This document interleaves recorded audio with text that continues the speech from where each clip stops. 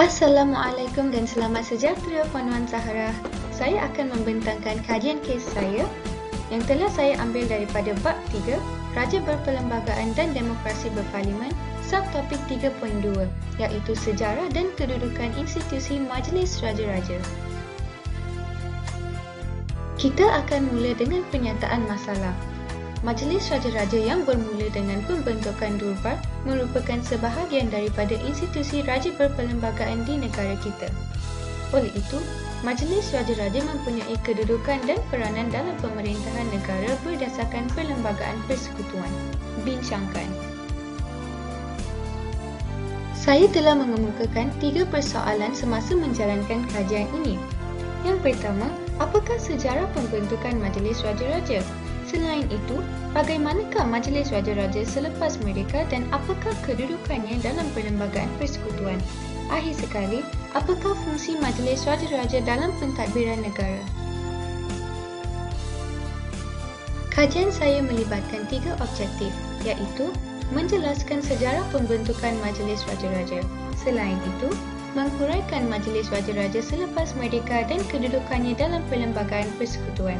Akhir sekali, menerangkan fungsi Majlis Raja-Raja dalam pentadbiran negara. Saya telah menggunakan 3 kaedah semasa menjalankan kajian ini.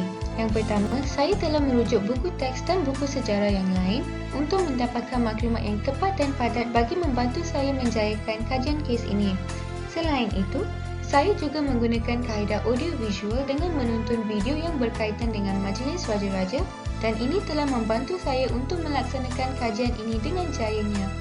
Akhir sekali, saya menggunakan laman sesawang yang boleh dipercayai supaya saya mendapatkan maklumat yang sah dan betul bagi diisi dalam kajian kes ini.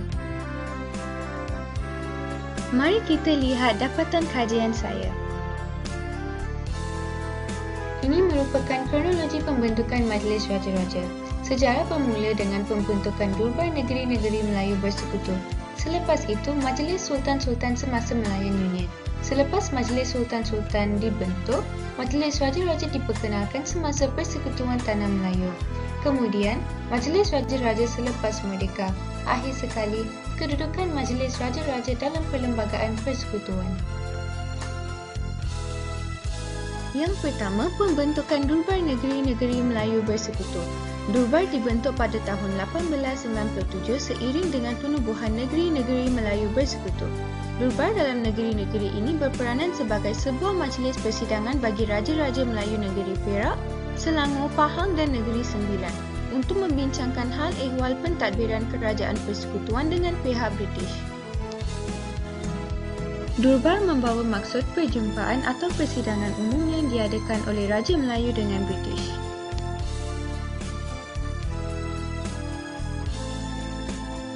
Durbar dipengerusikan oleh Pesuruhjaya Tinggi British.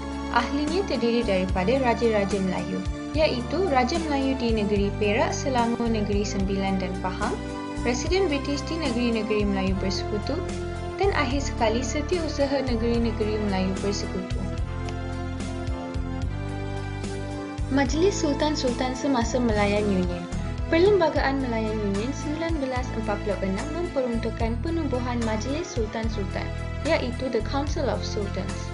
Di bawah The Malayan Union Order in Council 1946, Majlis Sultan-Sultan dipengerusikan oleh Gubernur Malayan Union. Ahli majlis terdiri daripada 9 orang Raja Melayu dan 3 pegawai kanan British. Keanggotaan Majlis Sultan-Sultan Melayan Union. Pengerusi Majlis Sultan-Sultan adalah Gubernur Melayan Union. Di bawah Gubernur terdiri 9 orang Raja Melayu dan di bawah Raja Melayu pula terdapat 3 orang pegawai kanan British, iaitu Ketua Setiausaha Melayan Union, Penasihat Undang-Undang dan Setiausaha Kewangan.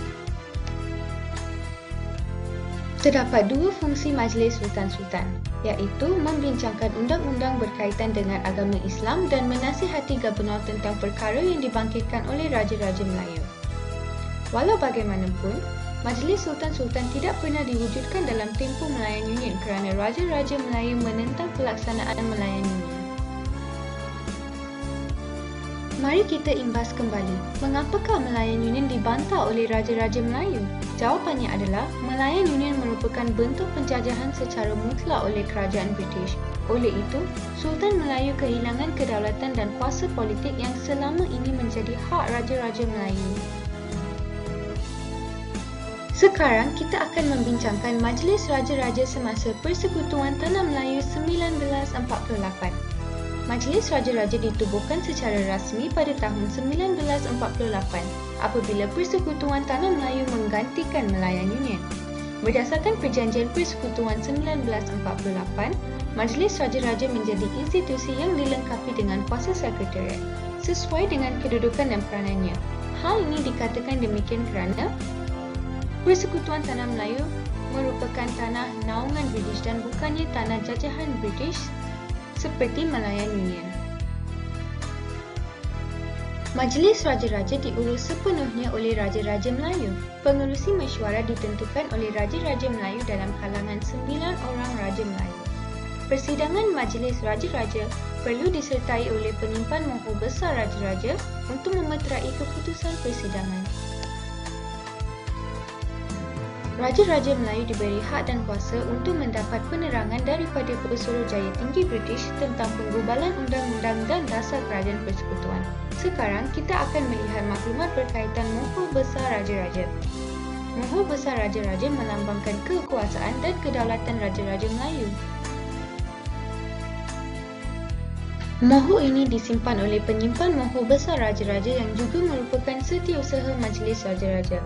Dokumen rasmi yang dikeluarkan oleh Majlis Raja-Raja diturunkan dengan cap mohor besar diikuti dengan tanda tangan penyimpan mohor besar Raja-Raja. Hal ini menunjukkan bahawa penyimpan mohor besar Raja-Raja merupakan suatu jawatan yang penting dalam institusi Majlis Raja-Raja. Permukaan mohor besar Raja-Raja mengandungi jata kerajaan 9 negeri Melayu serta tertulis perkataan Mohor Besar Raja-Raja Negeri Melayu dalam tulisan Jawi, seperti dalam raja di sebelah. Majlis Raja-Raja selepas merdeka. Selepas Persekutuan Tanah Melayu mencapai kemerdekaan pada 31 Ogos 1957, peranan Raja-Raja dikekalkan, namun keanggotaannya mengalami perubahan. Yang di-Pertua Negeri Melaka dan Pulau Pinang turut menjadi ahli Majlis Raja-Raja. Selepas Persekutuan Malaysia dibentuk pada tahun 1963, yang di-Pertua Negeri Sarawak dan Sabah turut menjadi ahli Majlis Raja-Raja. Walau bagaimanapun, yang di-Pertua Negeri tidak turut serta dalam mesyuarat khas melibatkan institusi beraja, seperti pemilihan Yang di-Pertuan Agong dan timbalan Yang di-Pertuan Agong. Sekarang kita akan membincangkan kedudukan Majlis Raja-Raja dalam Perlembagaan Persekutuan. Berdasarkan peruntukan Perlembagaan Persekutuan, Majlis Raja-Raja mempunyai kuasa dan fungsi dalam sistem raja berperlembagaan. Majlis Raja-Raja boleh bertindak menggunakan budi bicara bagi melaksanakan fungsinya. Terdapat beberapa fungsi Majlis Raja-Raja. Yang pertama, memilih Yang di-Pertuan Agong dan timbalan Yang di-Pertuan Agong. Selain itu, Majlis Raja-Raja berfungsi untuk memberikan nasihat berkaitan dengan pelantikan jawatan tertentu. Yang ketiga, Majlis Raja-Raja bersetuju atau tidak bersetuju dengan sebarang undang-undang yang memerlukan persetujuan Majlis Raja-Raja. Di samping itu, Majlis Raja-Raja menjadi lembaga pengampunan bagi kes-kes tertentu. Selain daripada itu, Majlis Raja-Raja boleh memperkenankan perubahan persempadan negeri setelah mendapat perkenan Raja Negeri berkenaan.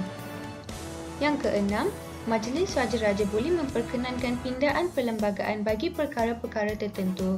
Akhir sekali, Majlis Raja-Raja menjadi rujukan dalam perubahan dasar berhubung dengan kedudukan istimewa orang Melayu, bumi putera di Sabah dan Sarawak serta kepentingan sah kaum lain. Antara pelantikan yang memerlukan rundingan dengan Majlis Raja-Raja ialah pelantikan Ketua Audit Negara, Ketua Hakim Negara, Hakim Mahkamah Atasan serta pengerusi dan ahli Suruhanjaya Pilihan Raya. Kesimpulannya, Majlis Raja-Raja merupakan institusi beraja di Malaysia. Berdasarkan peruntukan Perlembagaan Persekutuan, Majlis Raja-Raja melaksanakan peranan sebagai pengimbang dalam sistem demokrasi melalui dua cara.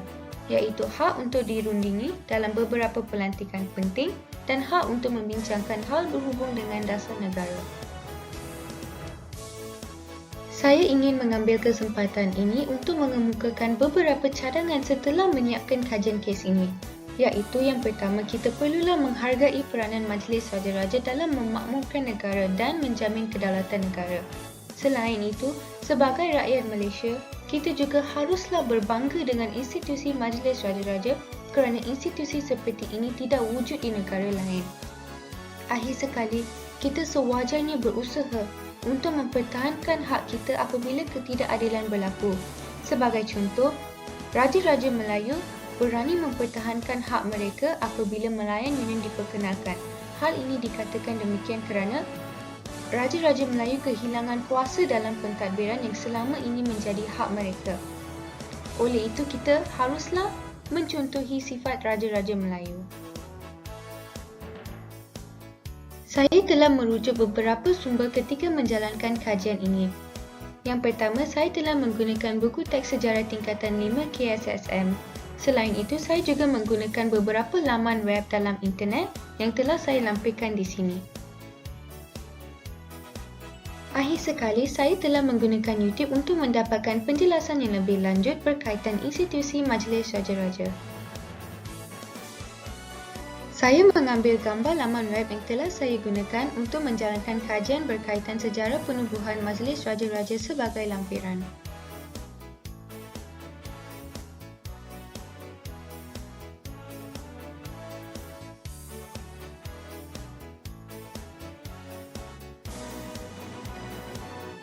Sekian, terima kasih. Saya berharap agar video ini memberikan manfaat kepada semua yang menonton.